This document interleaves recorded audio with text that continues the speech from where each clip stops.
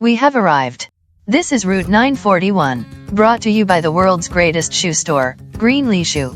This is Dennis. Glad you're riding shotgun with me as we travel our region to find the best in local country music. All right, Rock and Roll CowGirl is made up of a dynamic team. They are Scott McCrae and Kerry Underhill, and they're partners in life and they're partners in music. Scott is a veteran of the music scene, having played in bands and worked with sound technician industry for many, many years. And Kerry is a school teacher that sings, writes songs, and has a huge passion for music. You can see them performing regularly around St. John area. Please say hello to Scott and Kerry of Rock and Roll CowGirl. Hi, Dennis. Hi, everybody. Hi there. Hey, good to have you guys here. Thank you so much for having us. With all of the work that's involved with music, is it still fun for you? Absolutely. It's very motivational for sure. And once you get going, even if you're tired, I find from teaching, but once you get going with the music, you just forget that you're tired. You just kind of go to a different place and it's still so much fun. And after you're finished, you just feel so joyful. There's definitely a personal reward involved with that for sure. Yeah, I'd agree. Absolutely. What about you, Scott? I find it's a labor of love. It's just something I've always done, even though I just still really enjoy it after all these years. And it is a lot of hard work, but I enjoy the actual setups and the teardowns and everything that goes along with it. There's a meme that keeps getting popped around the internet. It costs money to get my gear to and from the venue, but I definitely play for free.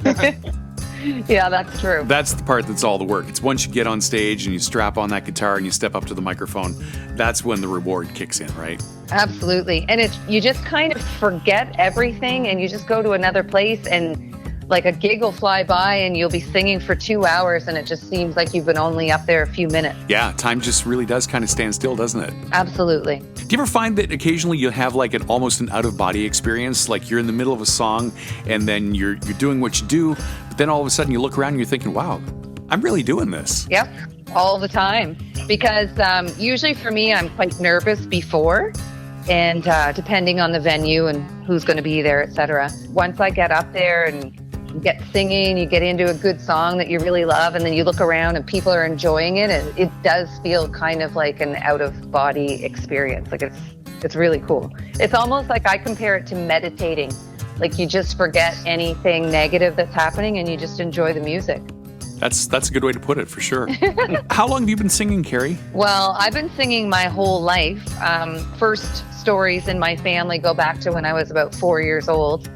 And then all through my elementary school, I was in choirs and sang with my family. And so that's where I got my start, is at home. Absolutely. My brother was a guitar player and my sisters all sang and played the piano.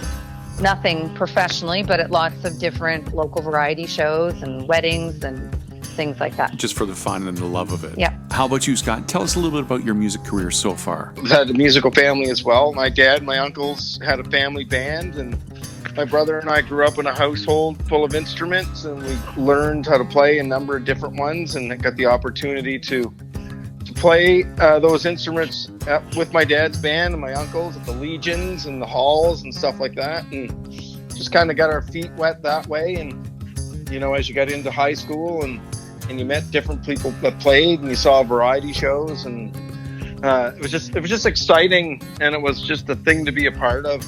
It's always been a part of my life. But I understand you also play drums. Is that right, Scott?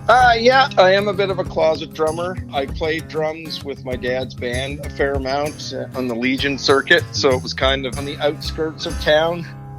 I never really brought that instrument to the forefront in the city limits. But I have been playing them my whole life, more so for me than anybody else now. A few people have actually told me before, he said, well, you should really see Scott drum. They mean it sincerely. It was a compliment for you. Wow. You can come over anytime, Dennis, and hear him drumming. And he likes to drum here in the studio that's basically in our living room. Sometimes it gets a little loud and wild, so you're welcome to come anytime. That sounds like an invite. Put the coffee on and I'll be right there.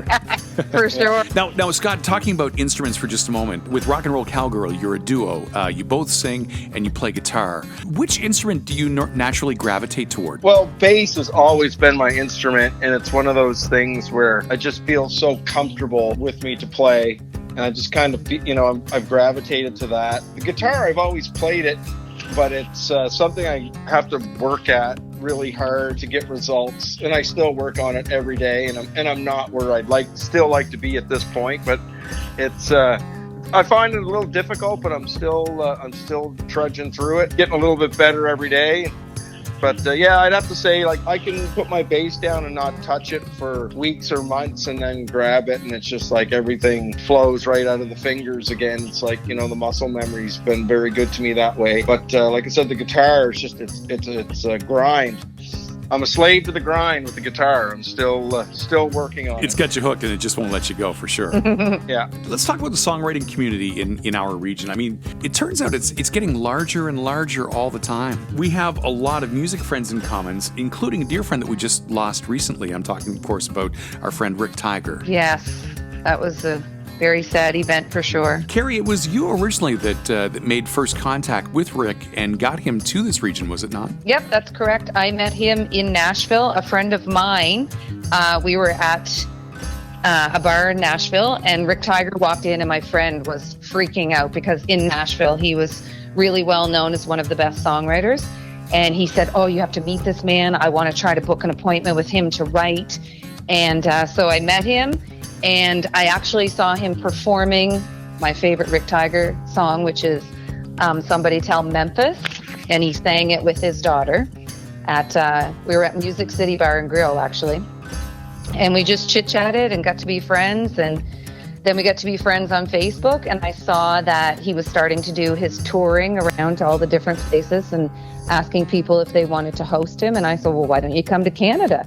And he's like, well, I never really thought about it. Yeah, why don't we come? And so he came up here, met all kinds of people, made some great friends. He's best friends with Dan Gallant and Doe. They really hit it off. They became like brothers. And so we ended up writing a song together with Dan, and I recorded it. And yeah, it was a wonderful experience. Oh, that's neat. Now, for those that don't know, Rick Tiger, he had written songs that were recorded by Joe Nichols, as well as Montgomery Gentry and Ashley McBride, who's making her way up the charts right now. Rick is just one of those songwriters that all the songwriters went to. And he was a beautiful man, too. Yeah, he was a very kind soul. He's a great storyteller. And that's what it's all about, too, isn't it, Scott? Great songs really just come down simply to just telling a good story and having a good melody to back it up. Yeah, and he was so sincere. That was the other thing, too, with his storytelling and his songwriting. He was just really sincere. Like, they were simple, but so heartfelt and sincere. And we could all relate to them. And that's the biggest thing right there. People need to be able to relate to a song, to connect to it. How does it feel to be able to get out and perform in front of people again? Oh, it's really great. Oddly enough, we didn't take that long of a hiatus, and we were really, really lucky that the venues that we play at had implemented the COVID safety measures pretty good. Places had plexiglass, and you wear your mask till you got behind your mic, and we were extremely lucky. And we did a lot of outdoor stuff too, which allowed us to keep playing. So even though COVID did shut everything down for a little bit, we kind of got right back in the saddle as soon as you were allowed to start doing outdoor events with like 20 or 30 people. Our phones started ringing. It started off like that, and then it just kind of snowballed. Well, that's really good to hear. Now, when there was all kinds of uncertainty going around about what we were able to do and such, were you nervous stepping up and putting on the guitar for that first time after having a bit of a break? Well, the thing is, we're always nervous. So right to the very moment that we strike the first note and get that first couple of songs over with. And we were actually doing Zoom parties in the comforts of our own living room, which was kind of neat. So we kind of kept up on things at home, even when we weren't out playing live in front of live audiences. We were standing in front of the iPhone camera and a audio interface, and we were performing that way. And we had made some videos and posted them, and then a lot of days we played out on our front lawn. You got to do what you got to do. I mean, if you're a person that just is in love with music, you have to sing and you have to play. It's true, and I think that whoever is a musician and has that gift of music, I think it's something that should be shared, because music is uplifting for all of us, and I think it really is a key component in people getting on a daily basis with music. No matter how good, bad, or ugly you are at it, it still should be shared with people in whatever means it takes to share it. I agree with that, Scott, totally. And it goes back to what we were saying about Rick Tiger and his sincerity that comes through. If you're a person that really has that gift, really feel that that's who you are, that comes through, and people can really sense it. And even if you're not a musician, there are still people that love music and they just love to listen to music and go to musical events. So it really touches everybody, and it's so healing, and it's been such a great way to get through this whole COVID situation. I feel like giving you an amen right there, because that's how I've gotten through it. It's been family and it's been music. Absolutely. Mm-hmm. And where are you guys going to be performing next? Well, we're actually got a filled, fun-packed weekend coming up here. Tomorrow evening, we're playing Uptown Beatles for the first time. They just started getting live music. They've just kind of adopted their Rossay location and started spreading their musicians into the Uptown location. So we're doing that tomorrow evening from 7 to 9. And then on Friday evening, we are at St. Louis Bar and Grill in Quispam Sis, and we're playing from 8 until 11. And then October 16th, we're playing back up home in Miramichi. We usually like to get up there every few months and back to the homeland for me and see my family and friends, and everyone usually comes out to see us, so that's really wonderful. And then the 24th, we're playing a fundraiser in St. John at the Legion at the 69 branch. Well, we wish you safe travels, and we hope that that fundraiser is an incredible success. Now, I want to play one of your songs for everyone listening here tonight. Tell me about your song, Evangeline. My song, Evangeline, was written in Nova Scotia. So Rick had come up here, and we toured the Acadian coastline of New Brunswick. And Rick grew up in Louisiana. His grandparents were actually French, so of Acadian descent, because when the Acadians left the Maritimes, a lot of them ended up in Louisiana. So when he came here, and where he grew up in Louisiana was all about Evangeline and lots of the same Acadian customs that we share here in New Brunswick. So he was really inspired to write a song about Evangeline, and that's a very famous Acadian folklore. There's several songs about Evangeline. Couples were separated during the expulsion and just never came back together. And it's a beautiful but really sad love song. Well, that sounds like the elements of a really great song for sure. Scott and Kerry of Rock and Roll CowGirl, thanks so much for chatting with me tonight at Route 941. Thank you so much for having us. This song was written by Kerry Underhill with Dan Gallant and Nashville songwriter Rick Tiger. Here's Evangeline from Rock and Roll CowGirl on Country 94. She searched for him for years, left behind a trail of tears from a North Atlantic bay to a bayou far away. Oh, Evangeline, like a ship lost at sea. Oh, Evangeline, in a love not meant to be.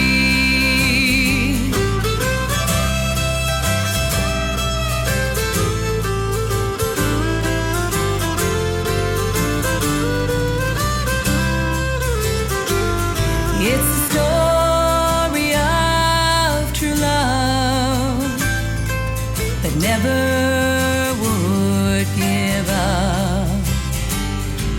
A battle time couldn't win till he was in her arms again. Oh, Evangeline, like a ship lost at sea. Oh, Evangeline,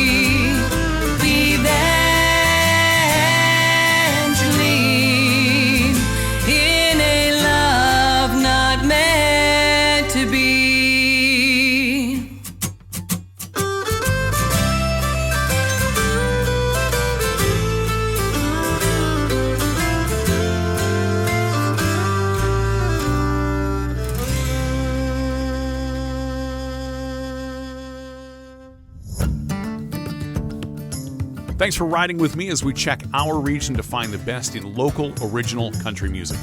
Come back again next week and I'll feature another artist. Route 941 is brought to you by the world's greatest shoe store, Greenlee Shoe and Country 94.